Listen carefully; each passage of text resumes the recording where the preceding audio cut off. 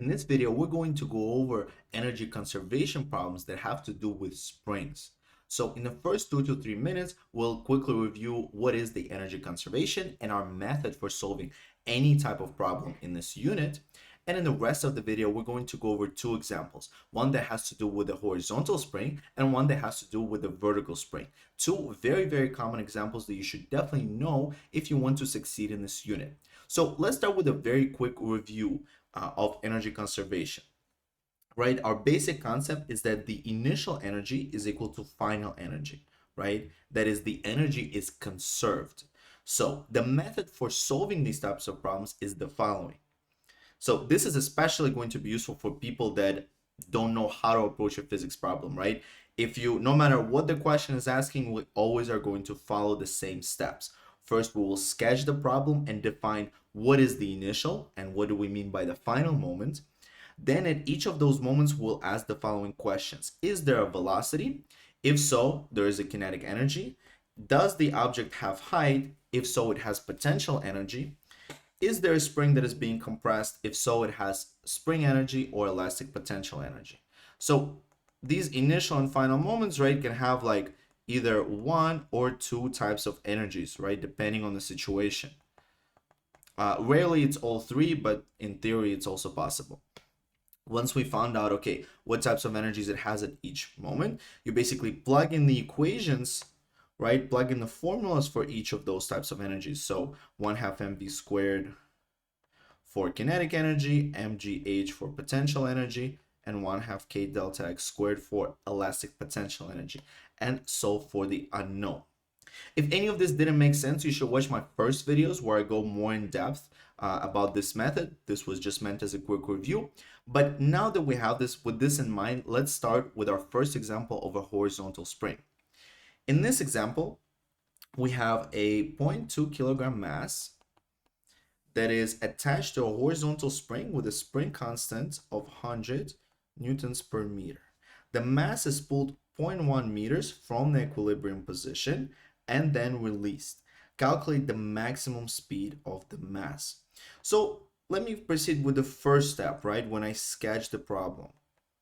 In any physics problem, I would always advise that you do a little sketch. I think it's super useful.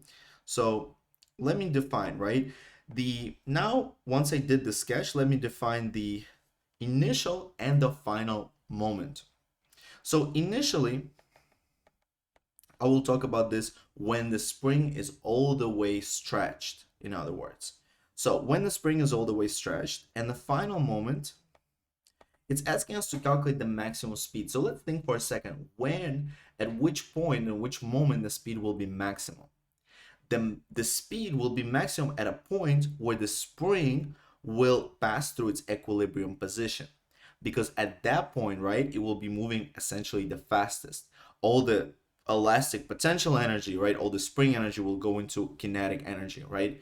If you ever played with like some spring toys, right, and if you let's say them go, let's say you stretch and then go, you can imagine that the fastest the mass is going to go is actually going to be in the middle.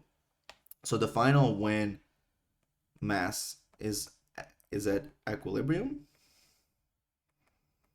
and initial is when mass is stretched all the way. Okay, so now that I have identified the initial and final moment, let me ask about each of these types of energies, the kinetic, the potential, and the elastic potential, right? Which of these energy present at each of these moments? So what about initial moment, right? Does the object have velocity? Is it moving? No, right? Because the mass is all the way stretched, so therefore it doesn't have kinetic energy. Does it have height? No, because it's on the ground, so therefore it doesn't have potential energy. Is there a spring that is being compressed or stretched? Yes, therefore there is the elastic potential energy at the initial moment. What about the final moment, right? When it's going through the equilibrium, of course it has the velocity, so therefore it has kinetic energy. Does it have potential? Does it have height? No, therefore it doesn't have potential energy. Does it have the spring energy? Well, it is connected to a spring, but the spring is not being stretched here. So therefore it does not have, since the spring is not being stretched or compressed, right? It's basically back at its equilibrium position where delta x is equal to 0, the spring energy is also 0.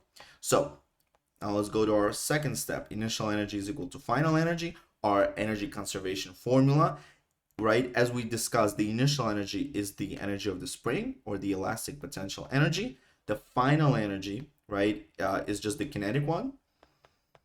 Let's plug in the formulas for both, which you can typically find on your equation sheets. So 1/2 k delta x squared for elastic potential energy, and 1/2 mv squared for kinetic energy, canceling out 1/2 on both sides. And let's rearrange for velocity. So k delta x squared, I'll divide both sides by m and take a square root of both sides to cancel out. So velocity is equal to square root k delta x squared over m. K is 100, delta x is 0.1, m is 0.2. So if we plug that into a calculator, we'll get 2.24 meters per second is our velocity. Great. Now, in the next example, we're going to complicate things a little bit, but it's going to be a really important example, so stick with me as we're going to take a look at vertical spring example, right? This is also a very common examples that's probably going to show up in one of your classes. So here, the mass of 0.5 kilograms is attached to a lower end of a vertical spring with a spring constant of 200 newtons per meter. The mass is initially at the equilibrium position and then is pulled downwards 0.1 meter and then released. Calculate again the maximum speed as the mass passes through equilibrium position. So you might be thinking, well, isn't this exactly the same problem we just solved, right? However, there's going to be a little bit of difference, which is why I wanted to go over this problem. So I know you're dying to find out what the difference is going to be.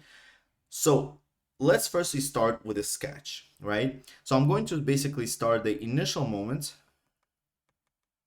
is going to be again when the spring is stretched.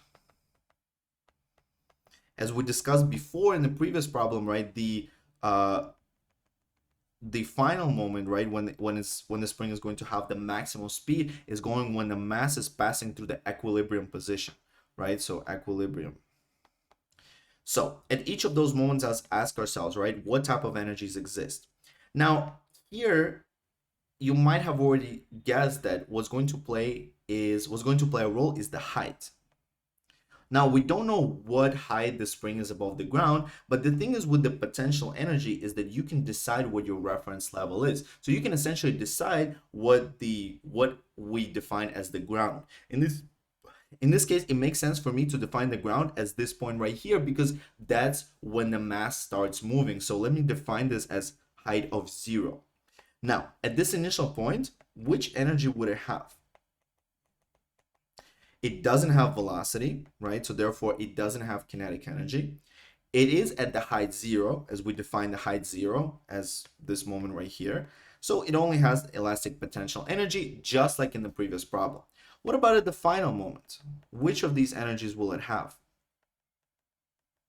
So here, does it have velocity? Well, yes, therefore it has kinetic energy, right? We need to find the velocity, so of course it would have it right at this point when it passes through the equilibrium, just like in the previous problem. Does it have elastic potential energy? Also does not, because at the equilibrium, just like in the previous problem, delta x is equal to 0, right? The spring is not being stretched, so therefore there is no spring energy. Now, does it have potential energy? Well, yes, because it is the height of delta x above the ground. So it will have potential energy as well. Now that we figured, so now you see the difference, right? The difference is that instead of setting kinetic energy equal to spring energy, you have these two energies equal to this one, right? So let's set up our energy conservation equation. Initial energy is equal to final energy. Initial energy, as we just discussed, is just the spring energy. And the final energy is the kinetic energy plus the potential energy. Let's plug in our formulas for both. So elastic potential energy is 1/2 k delta x squared. Kinetic is 1/2 mv squared. And potential is mgh. But again, the height here is the stretch of the spring, delta x. right? Now I have to rearrange this equation for V, so bear with me through this algebra, or feel free to stop this video and attempt to rearrange this equation on your own. I'm going to multiply everything by 2 first to not deal with fractions. Then I'm going to subtract this term from both sides. So I'm going to put it over here.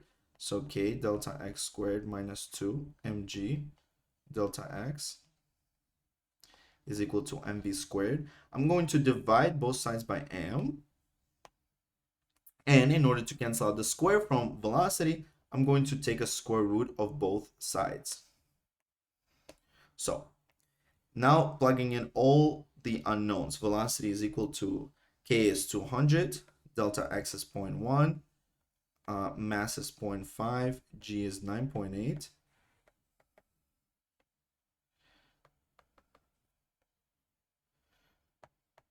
And the answer should be 1.4 meters per second, right? If you're wondering how I calculated so fast, but it's because I'm a genius.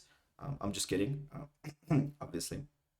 Okay, so now in the next example, we're going to go over the work energy theorem, one of the probably most important theorems in physics. So we're going to connect the previous two classes we did, one on work and one on energy. So very, very important unit. So keep watching these videos and keep practicing physics on your way to an A.